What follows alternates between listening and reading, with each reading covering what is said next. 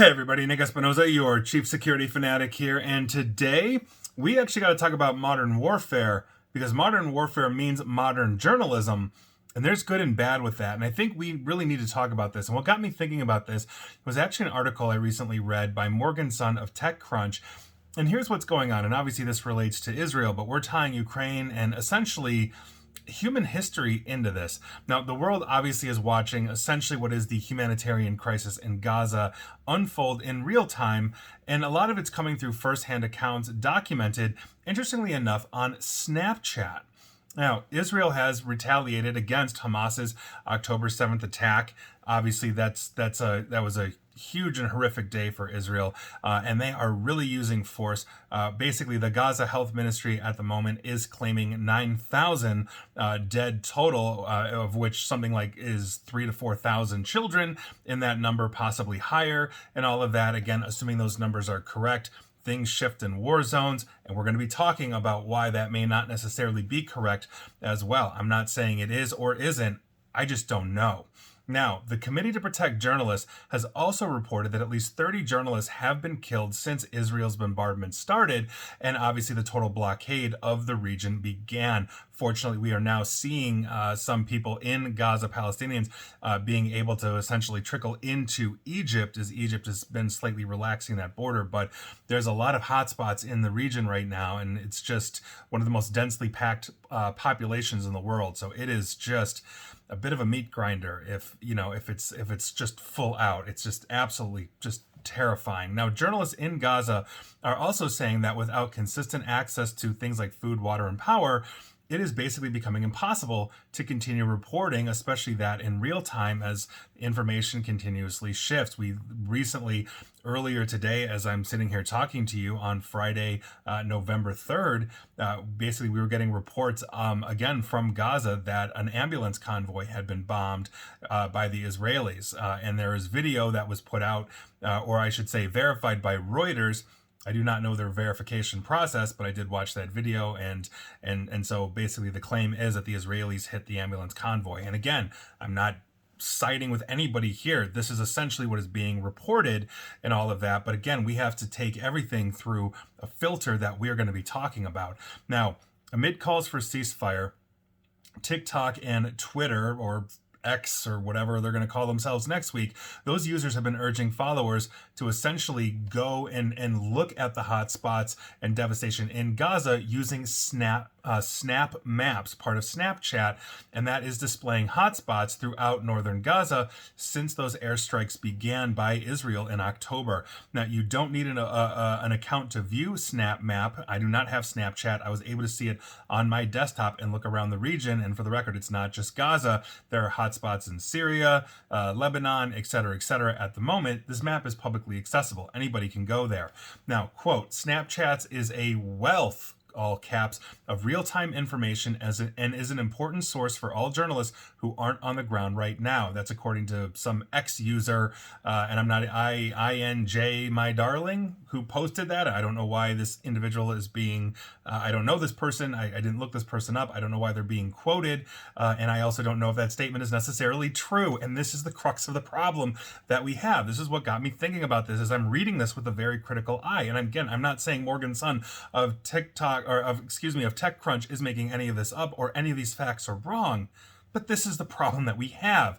Now, Snap did not provide TechCrunch with hard data, but it did confirm to TechCrunch that since October 7th, the company has seen a quote-unquote moderate increase in submissions to public stories from the Gaza area. The company also said that more people from around the world are viewing content from the region. That obviously makes sense. The entire world is watching this just god-awful situation unfold. Now, in the weeks since Israel's blockade of the territories, screen recordings of the map, which displays bright red hotspots throughout Gaza, is starting to be shared online. Now, Snap Map, that is, I don't know why I can't say that properly, as some background context here, was first launched in 2017 as a location sharing feature that lets users see where their friends are posting stories from displayed on an interactive map. That alone to me is horrifying. I don't want anybody to know where I am unless I want them to know where I am, let alone my followers and friends that might be in the thousands that I don't know personally.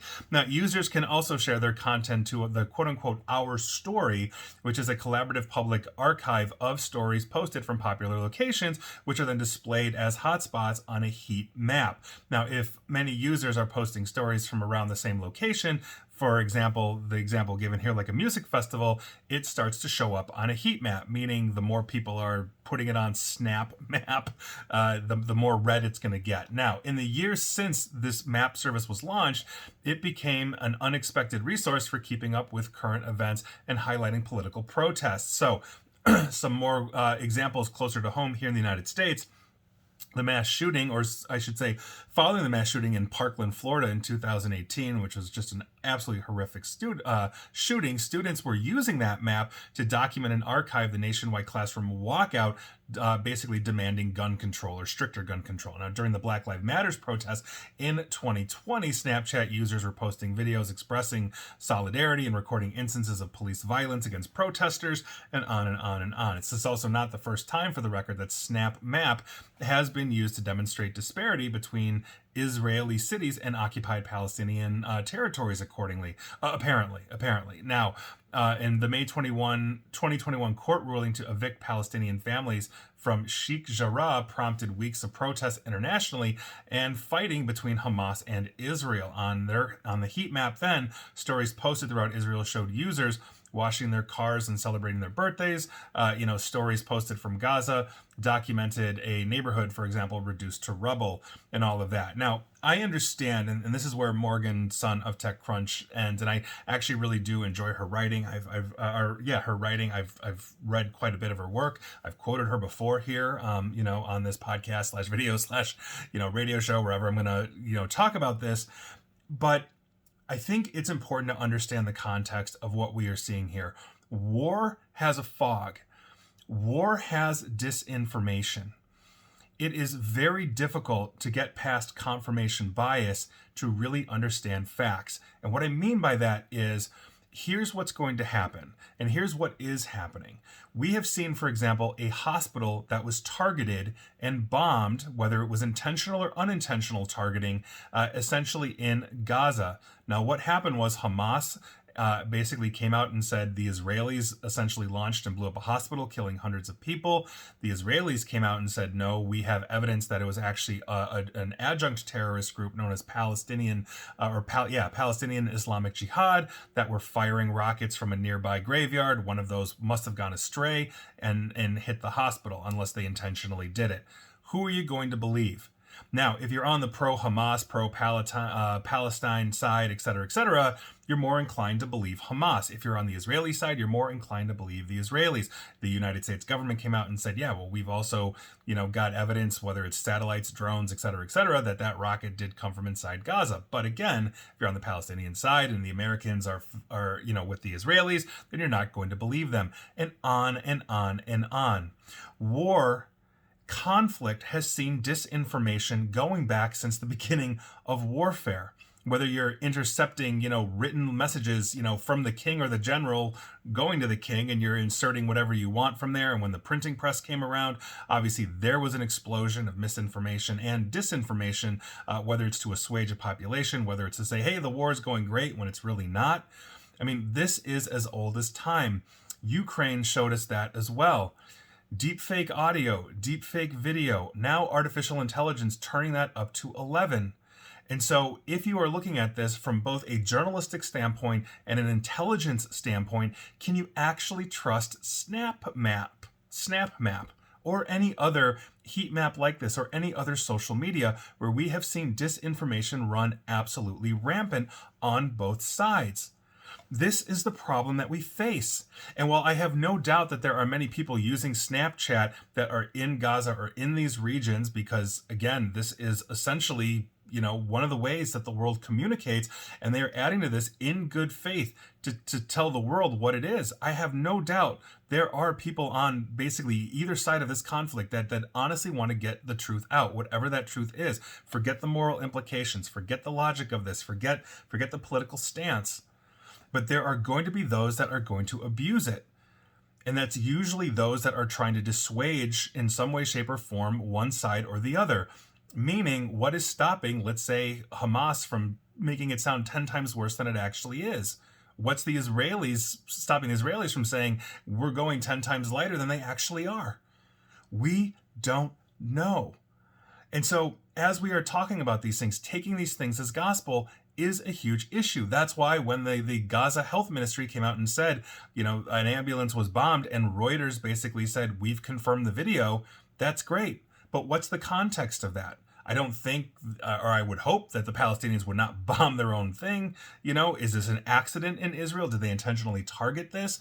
I'm not making excuses. We've seen other cases where, they bombed a refugee camp looking for Hamas. The Israelis pretty much confirm that. So it's very important to understand that we take anything that we have to see here with a grain of salt. And I'm not saying these things didn't happen. I'm not saying they didn't unfold exactly as reported. What I'm saying is we don't know. And at some point, I understand we have to extend trust, but the question is, how do we extend trust? Do we extend trust because we believe one side or the other? Do we believe that one side has a better moral claim than the other? So we believe reporting that supports them, basically saying our side didn't do it, or our side is less culpable, in-group, out-group mentality? Or do we look at both sides? Do we try to find out somewhere in the middle to say, yeah, okay, the Israelis are admitting they bombed X and the Palestinians are saying this. Now, maybe the casualties aren't 500, maybe they're 100, maybe they are 500. These are things that we are going to have a consistent problem with, and it goes beyond this. We're all bracing for impact for a 2024 election here in the United States and other elections around the globe where disinformation, artificial intelligence are going to be absolutely insane. And so these are things that we have to think about. My goal here is not to persuade you to join, or repel the Palestinian or Israeli cause. You're going to believe what you're going to believe. I'm going to believe what I want to believe. That's not relevant to this conversation. What's relevant to this conversation here is that we have to understand that there are no innocents in war. We have to understand that we have to take information gathering and information intelligence with a grain of salt. We have to filter it ourselves to try to figure out that truth. And if that truth is not popular to our side, so be it. That's the way it has to be. We have to be able to actually admit our mistakes, admit our wrongs, learn from it, grow from it, chastise our side to help them improve, whatever that is. And so take that for what it's worth. I'm not going to persuade you one way or the other on who to root for, if you can root for one side or the other. All I hope is that war ends, and I hope we live in peace. And that's not going to happen anytime soon as this continues to escalate, and I think that's a damn shame. And so with that, take it for what it's worth, and as you are watching and sharing and looking at all of these things, don't rush to judgment just because it favors your opinion. And there you go. And please like, share, follow me here on Facebook and Twitter at NickAESP. And please feel free to subscribe to me at YouTube as well, where I'm just trying to be honest 100% of the time. And as always, stay safe, stay online, and please attempt to stay private. Thanks, everybody.